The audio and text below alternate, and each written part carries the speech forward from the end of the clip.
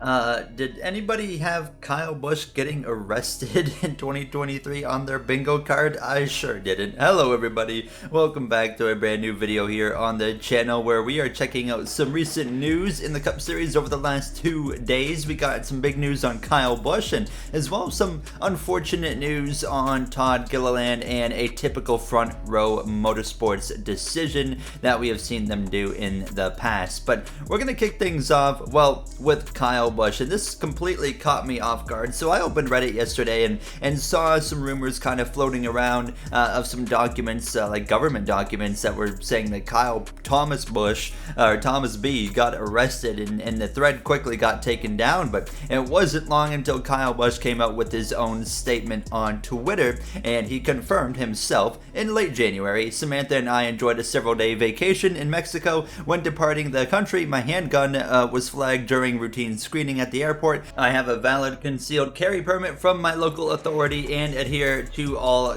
handgun laws, but I made a mistake by forgetting it was in my bag. Discovery of the handgun led to my detainment while the situation was resolved. I was not aware of Mexican law and had no intention of bringing a handgun into Mexico. When it was discovered, I fully cooperated with the authorities, accepted the penalties, and returned to North Carolina. I apologize for my mistake and appreciate the respect shown by all parties as we resolved the matter. My family and I consider this issue closed. So, pretty straightforward. The issue is considered closed. Now, the rumors in the thread and whatnot is he was like sentenced to like 3.5 years in prison over there, and what a mess this could have been for Kyle Busch, but fortunately it was all worked out. So obviously I'm not American and whatnot, and I don't know how the laws work with the US and whatnot. And as Canadian, coming up Canadian, I never really paid attention to gun laws because I don't really have to worry about them, thankfully. So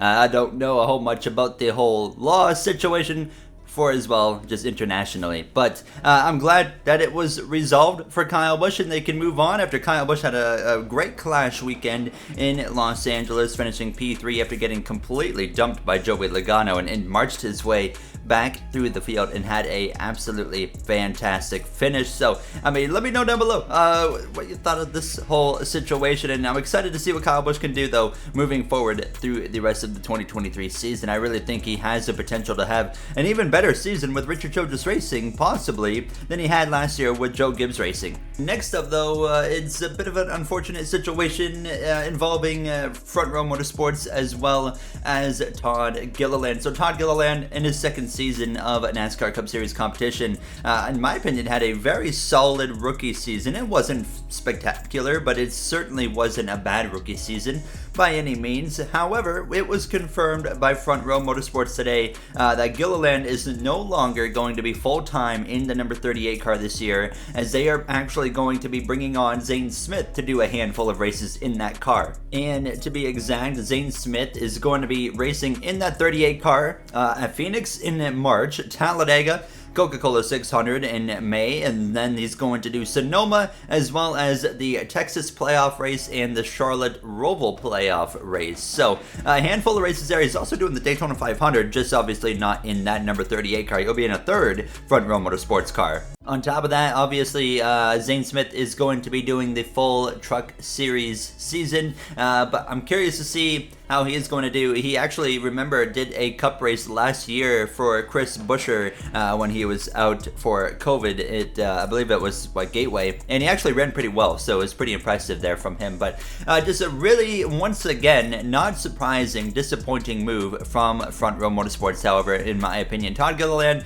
did solid last year, really didn't get himself into a lot of trouble, kept the car clean, brought it home, but it seems like a very common trend that Front Row Motorsports likes to commit to Michael McDowell, and then that second car, it's like a free-for-all, and they don't seem to have any patience and don't give a driver an opportunity to really develop, and they're just getting rid of them and trying to take the next driver that can come in, and I don't understand that logic, and obviously it's not working in the past, and they continue to do what doesn't seem to be working with that second car. I don't understand, but really disappointing for Todd Gilliland. I thought, I was always actually personally a bit of a doubter of what he was capable of doing based off of what he did in the Truck Series back in the day with Kyle Busch Motorsports. But then he came up to the Cup Series, and I would say he proved me wrong. I was like, okay, he had a very, very solid rookie season for the equipment he was in and whatnot. I was pretty impressed with him. So it's really unfortunate, and I don't know if there was sponsorship issues and whatnot, but it doesn't seem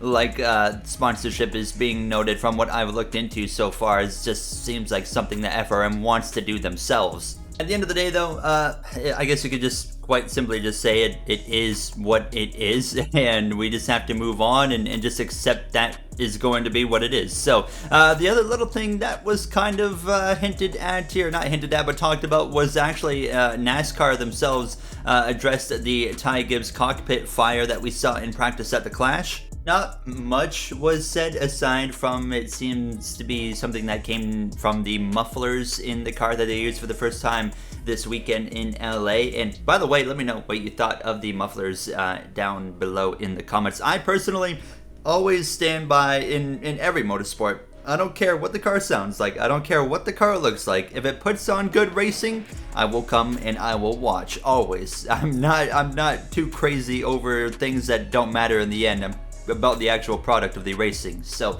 but yeah, there wasn't much talked about where they're gonna go from this point and whatnot. Just kind of basically said what caused it. So it's interesting, an interesting weekend in NASCAR. NASCAR is officially back, and I'm gonna try and do stuff like this every week, a weekly roundup kind of thing, and as well on top of that, a race kind of review and whatnot every week. And yeah, that's hopefully going to go throughout the year. But if you guys enjoyed, you know what to do. Let me know down below what you thought about all the topics here today, and that is going to wrap it up for myself. I will see you guys in the next one. Have a great day, everybody.